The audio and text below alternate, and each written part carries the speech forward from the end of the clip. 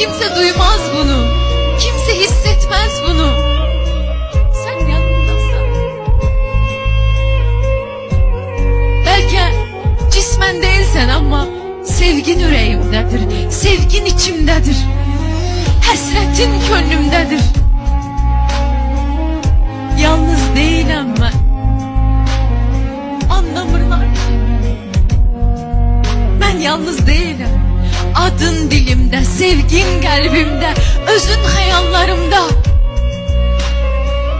Bu boyda ahırı acıyla ben senle doluyam.